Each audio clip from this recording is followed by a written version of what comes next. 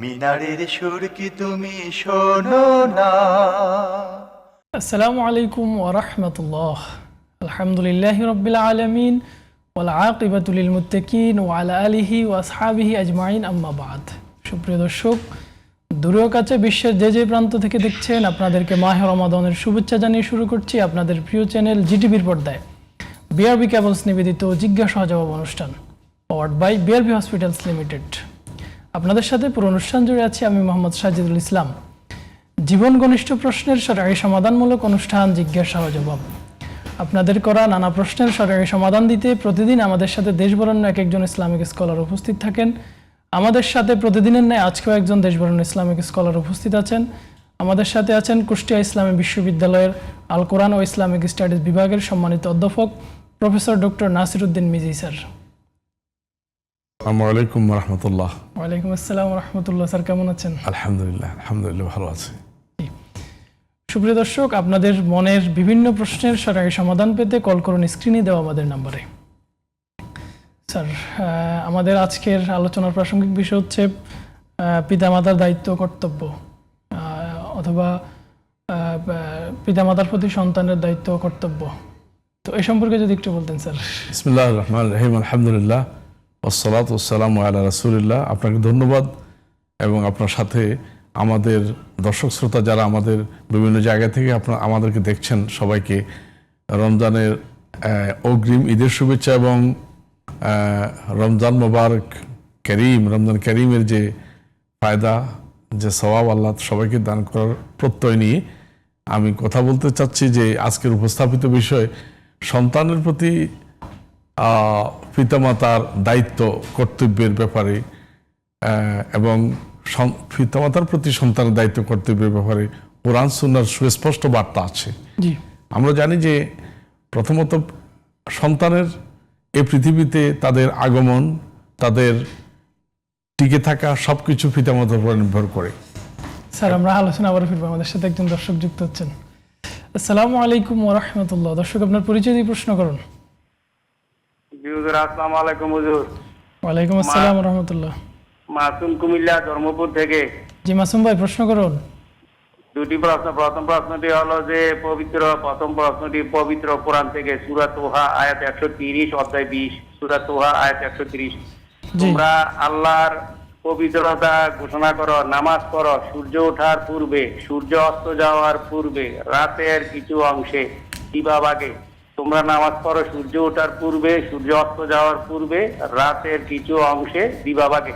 এখানে যে 5 ওয়াক্ত নামাজের বিবরণ সম্পর্কে বলা হয়েছে, এই সম্পর্কে বলবেন কোরআন কি বলতেছে এই নামাজ সম্পর্কে। আসসালামু আলাইকুম। জি মাসুম ভাই, ধন্যবাদ। স্যার, আমরা যে আলোচনা ছিলাম, আমরা আসলে স্পষ্টভাবে কোরআন এবং সুন্নাহর দৃষ্টিভঙ্গিতে কোরআন মানে হকুল ওয়ালিদাইন আলাল আওলাদ, অর্থাৎ পিতামাতার সন্তানের উপর পিতামাতার হক এবং বিপরীত দুটো জিনিসই আমরা পাই। আমরা সূরা বনী ইসরাঈলের মধ্যে দেখতে পাই যে আল্লাহ সুবহানাহু ওয়া তাআলা তাওহীদের সাথে, আল্লাহর ইবাদতের সাথে সম্পর্কিত করে পিতামাতার প্রতি সদ্ব্যবহারকে, পিতামাতার যে প্রথম হক হচ্ছে পিতামাতার প্রতি সদ্ব্যবহার। মৃত্যুর আগে মানে জীবনে যখন আপনি পিতামাতা পাবেন, তাদের প্রতি আপনার ব্যবহারটা কেমন হবে এবং ব্যবহারের পর্যায়টা কেমন, এটা কোনো সাধারণ বিষয় হিসেবে ট্রিট করা হয়নি, বরং এটাকে মানে একেবারে মানে showing kindness and sympathy towards your parents, it is next to the worship of Allah. আল্লাহর ইবাদতের উপরে এটা স্থান। স্যার, আরেকজন দর্শক যুক্ত হচ্ছেন। আসসালামু আলাইকুম ওয়া রাহমাতুল্লাহ। দর্শক, আপনার পরিচয় দিয়ে প্রশ্ন করুন। আসসালাম হুজুর। জি। আমার একটা প্রশ্ন ছিল হলো, আমাদের মসজিদে জুমার দিনে জি ওই বয়ান করে না, শুধু আপনার করে আর কি, বয়ান হয় না, বয়ান ছাড়া খুতবা দেয়। জি বয়ান ছাড়া খুতবা কি নামাজ চলবে? জি দর্শক, বাংলায় ধন্যবাদ। কোনো বয়ান দেয় না, শুধু খুতবা দেয়। জি, আমরা আপনার প্রশ্ন বুঝতে পেরেছি। দর্শক, ধন্যবাদ, আমাদের সাথেই থাকুন। জি স্যার।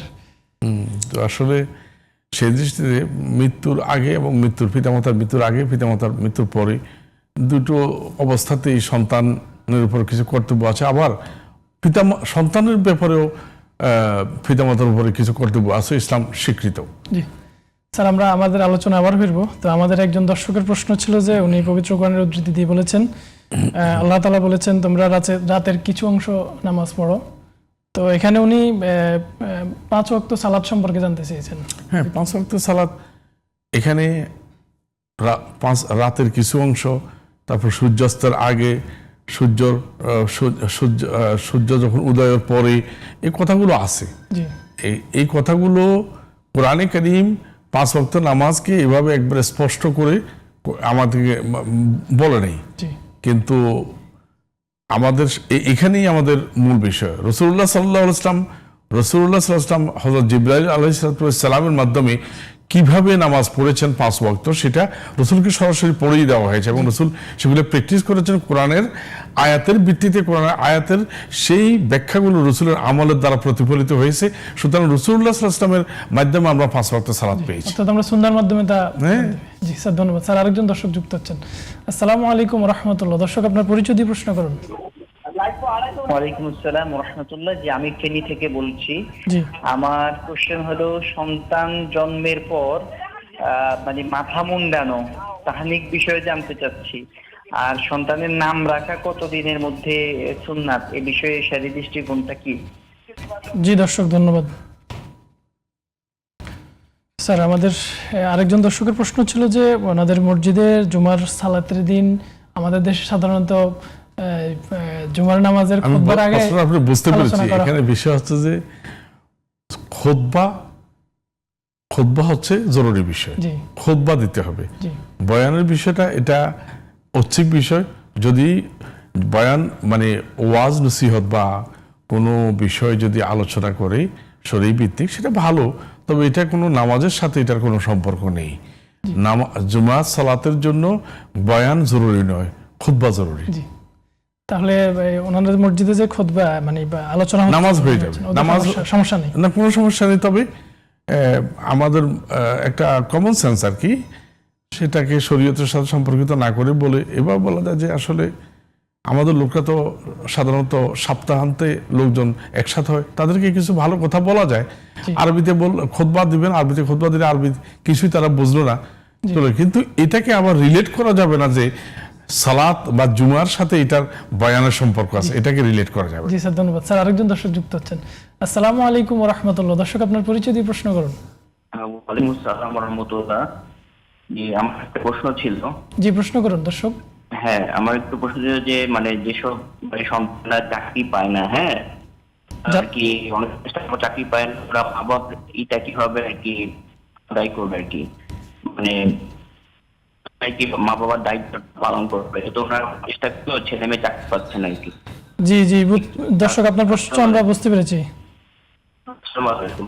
জি দর্শক, জি স্যার, আমাদের আরেকজন দর্শকের প্রশ্ন ছিল যে সন্তান জন্মের কয়দিনের মধ্যে মাথা মুন্ডাতে হবে বা তাহানিক করতে হবে, এ সম্পর্কে উনি জানতে চেয়েছেন। অ্যাজ আর্লি অ্যাজ পসিবল এটা করে নিতে হবে, যত তাড়াতাড়ি সম্ভব এটা করে নিতে হবে। এটার জন্য একেবারে নির্ধারিত কোনো 1 মাস 2 মাস এটা নয়, বরং যত তাড়াতাড়ি সম্ভব এটা জন্মের সাথে সাথে তার মাথা মুন্ডানো। এবং তাহানিক তো অন্য জিনিস। তাহানিক হলো আসলে একটু মুখে কিছু মানে একটু মিষ্টি জাতীয় খেজুর বা মধু, এই ধরনের কোনো কিছু দেওয়া, এটাকে তাহানিক। যেভাবে রাসূল সাল্লাল্লাহু আলাইহি ওয়াসাল্লাম আব্দুল্লাহ ইবনে আব্বাসকে করেছিলেন এবং তার জন্য দোয়া করেছিলেন, এটা আবার অন্য সময় যাই হোক।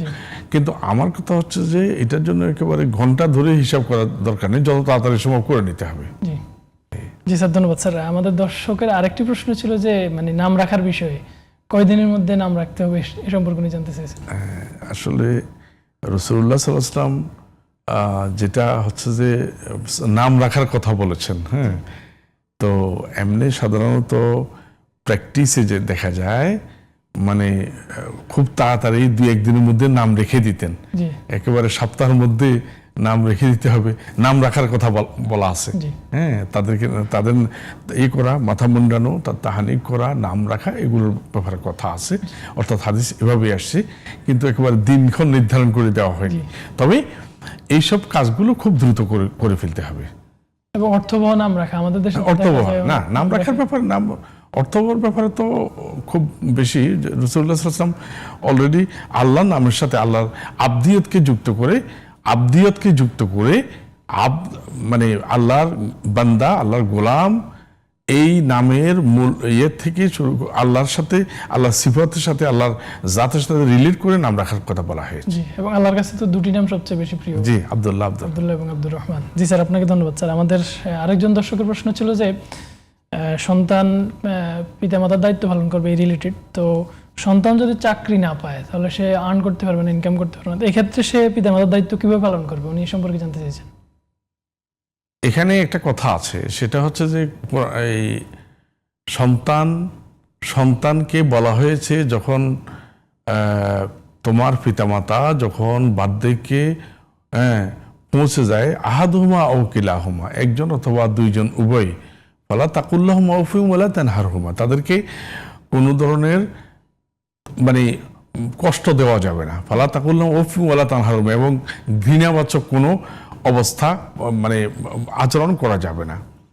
এখানে তাদের ভার বহন করা এটা অবশ্যই মৌলিক দায়িত্বের একটি, কিন্তু যার সামর্থ্য নেই, কোনো সন্তান যদি সামর্থ্য না রাখে, শরীয়ত তকলিফে মালায়ু তাক, অর্থাৎ মানে যেটা তার দ্বারা সম্ভব নয় এমন কোনো কিছু শরীয়ত কখনো চাপিয়ে দেয় না। আল্লাহ বলেছেন লা ইউকাল্লিফুল্লাহু নাফসান ইল্লা ওয়াসআহা, প্রত্যেক মানুষকে তার সামর্থ্য অনুসারে তকলিফ দেওয়া হবে, জবরদস্তি করা হবে। একজন সন্তান যদি তার নিজেরই রুজি না থাকে, তাহলে পিতামাতার খরচ না থাকা অবস্থায় পিতামাতার খরচ বহন করতেই হবে, তো সে কি চুরি করবে? চুরি করবে না, বরং তাকে সামর্থ্যের মধ্যে তার যতটুকু সম্ভব তাকে মানে হুসনে মুআশারা বা ভালো আচরণ করতে হবে, এবং তাদের ভরণ পোষণ দেওয়ার জন্য তাদের রিজিক থেকে শুরু করে, তাদের খাদ্য পানাহার থেকে শুরু করে যত সম্ভব যতটুকু ততটুকু করতে হবে।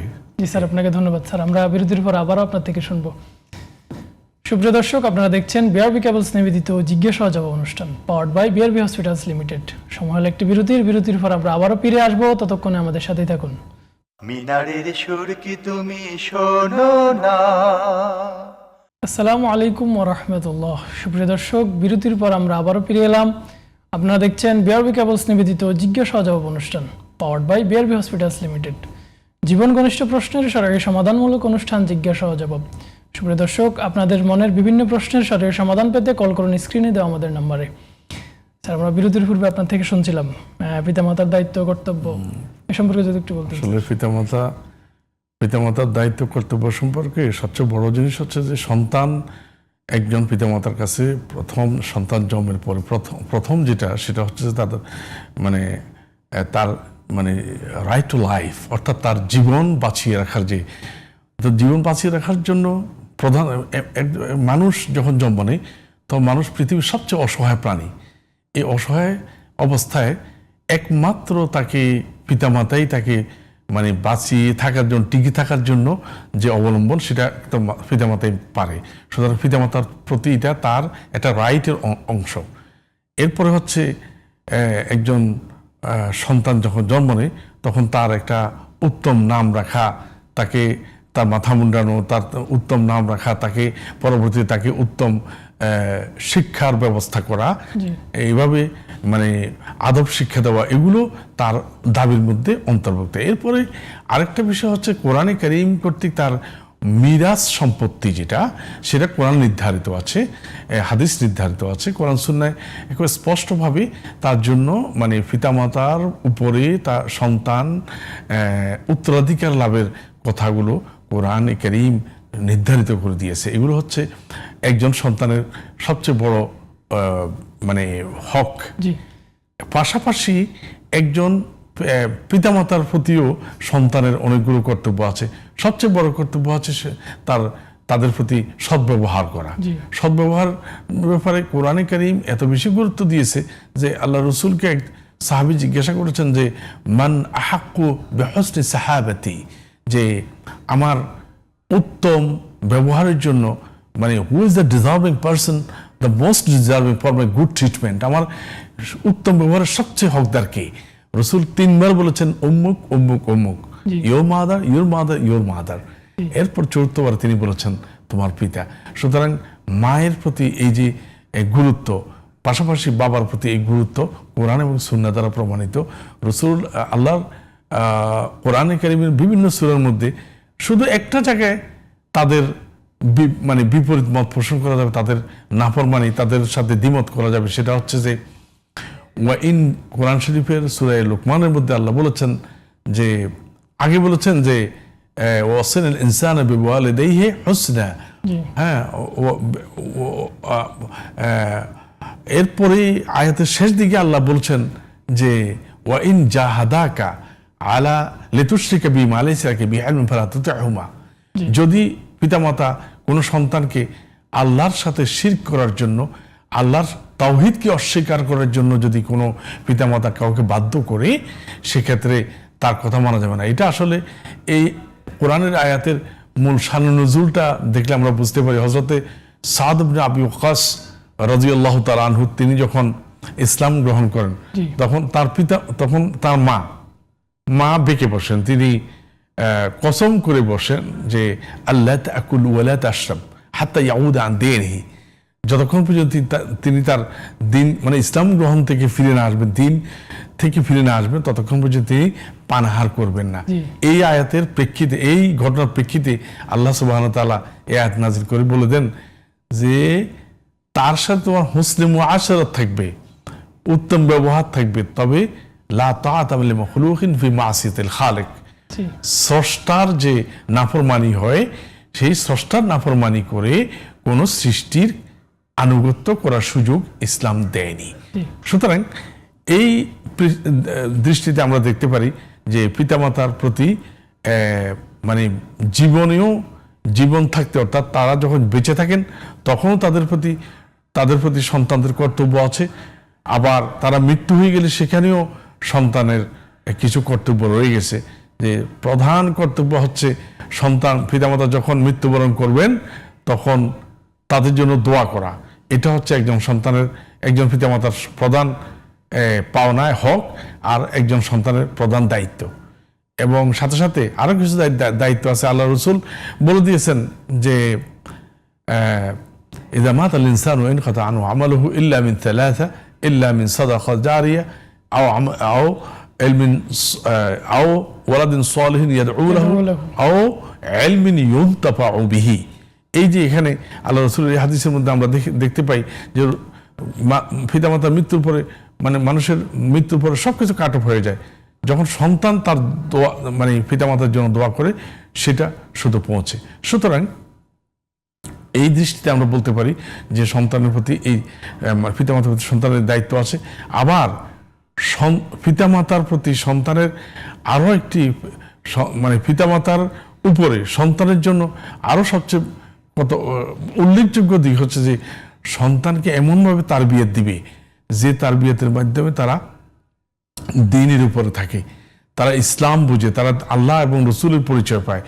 এটা হচ্ছে একজন মানে সন্তানের পিতামাতার প্রতি তাদের প্রধান দায়িত্ব। কারণ আল্লাহ রাসূল বলেছেন আদ্দাবাহা বা আহসানা তাদিবাহা, তাদেরকে আদব দিবে, তাদের শিষ্টাচার শিখাবে, যাতে করে তারা উত্তম শিষ্টাচার পায়। তো উত্তম শিষ্টাচার হচ্ছে, প্রধান আদব হচ্ছে দ্বীন বুঝা, দ্বীনের উপরে চলা। এটি হচ্ছে ইসলামের অন্যতম প্রধান। আর আরেকটা জিনিস আমাদেরকে সবাইকে মনে রাখতে হবে যে সন্তানের অন্যতম প্রধান হক হচ্ছে মানে পিতামাতার প্রতি যে তাদের সন্তানের মানে পিতামাতার রেখে যাওয়া যে মিরাসি সম্পত্তির ব্যাপারে এত কঠোর বিষয় আছে যে মিরাজ সম্পত্তির বন্টনের বিষয়টা হাদিস দ্বারা প্রমাণিত না, বরং এটা সরাসরি কুরআন কারীম আল্লাহ সুবহানাহু ওয়া তাআলা সেখানে বন্টননামা করে দিয়েছেন। মানে how to allocate the property and assets, এটা আল্লাহ সুবহানাহু ওয়া তাআলা সরাসরি। আপনার সাথে আমি একটু যোগ করতেছি, সেটা হচ্ছে স্যার আমাদের দেশে দেখা যায় যে অনেক সময় অনেক সন্তানকে পিতামাতা বেশি ভালোবেসে সন্তানকে বেশি সম্পদ দিয়ে দেয়। যে এগুলো এক্ষেত্রে যদি একটু বলতেন স্যার। একেবারে সম্পূর্ণরূপে হারাম একটা কাজ এটা। আপনার সন্তানের প্রতি কোনো সন্তানের প্রতি আপনার একটু বেশি অ্যাটাচমেন্ট, একটু মোহাব্বত থাকবে, এটাই স্বাভাবিক। সব সন্তানের প্রতি সমানভাবে থাকাটা হচ্ছে মানে এটা হলো ইনসাফের দাবি। কিন্তু অনেক সময় দেখা কি ছোট ছেলে, ছোট মেয়ে বা একটা মেয়ের প্রতি একটু মনের ভালোবাসা, এটা আবেগ, জি। কিন্তু ইসলাম মিরাথী সম্পত্তির ব্যাপারে আবেগকে কোনোভাবেই প্রশ্রয় দেয় না। সেখানে ইসলামী কানুন আছে, ইসলামের মানে ডিস্ট্রিবিউশনের একটা রুল আছে, সেই রুলকে আপনাকে ফলো করতে হবে। সুতরাং সেক্ষেত্রে দুইটা জিনিস, একটা হলো কর্য পরিশোধ করে দিতে হবে। পিতামাতার যদি কোনো দায়ন থাকে, অর্থাৎ দায়ন মানে ঋণ থাকে, সেই ঋণ পরিশোধ করে দিতে হবে। সাথে সাথে মানে যে ওসিয়ত থাকলে সন্তানকে, কোনো সন্তানকে বঞ্চিত করে অন্য সন্তানকে সম্পদ এভাবে মানে তার জন্য খাস করে দেওয়া যাবে না। বঞ্চিত করার কোনো অধিকারে পিতামাতার নেই, কারণ এটা আল্লাহ কর্তৃক নির্ধারিত হক। এই নির্ধারিত হকের ব্যাপারে কোনো পিতামাতা নিজে হাত দেওয়ার কোনো রাইট রাখেন না। যদি কোনো পিতামাতা এই ধরনের কাজ করেন তাহলে সেটি শরীয়ী দৃষ্টিতেও অগ্রহণযোগ্য, এমনকি এত বেশি মানে অগ্রহণযোগ্য যে আল্লাহ সুবহানাহু ওয়া তাআলা হাদিসের মাধ্যমে আমরা দেখতে পাই তাদের উপরে এটার বড় ধরনের একটা ধমকি বা বড় ধরনের একটা ওয়াইদ আমরা লক্ষ্য করি যে পিতামাতা যদি এই ধরনের কাজ করেন। সুতরাং এ ব্যাপারে আমাদেরকে সতর্ক থাকতে হবে। জি স্যার, আপনাকে অসংখ্য ধন্যবাদ কষ্ট করে এসে আমাদেরকে সময় দেওয়ার জন্য। আশা করছি আপনার কথাগুলোর দ্বারা আমাদের দর্শকরা উপকৃত হবেন ইনশাআল্লাহ। জি, থ্যাংক ইউ। সুপ্রিয় দর্শক, আপনারা দেখছেন বিআরবি কেবলস নিবেদিত জিজ্ঞাসা জবাব অনুষ্ঠান, powered by BRB hospitals limited. আমরা অনুষ্ঠানের একেবারে শেষ পর্যায়ে চলে এসেছি। আজকে বিদায় নেওয়ার পালা। আগামী দিন একই সময় একই টিভির পর্দায় হাজির হয়ে যাব। ততক্ষণে আল্লাহ রাব্বুল আলামিন আপনাদেরকে ভালো রাখুন। সুবহানাকাল্লাহুম্মা ওয়া বিহামদিকা আশহাদু আল্লা ইলাহা ইল্লা আনতা আস্তাগফিরুকা ওয়া আতুবু ইলাইক। আসসালামু আলাইকুম ওয়া রাহমাতুল্লাহ। মিনারের সুর কি তুমি শোনো না?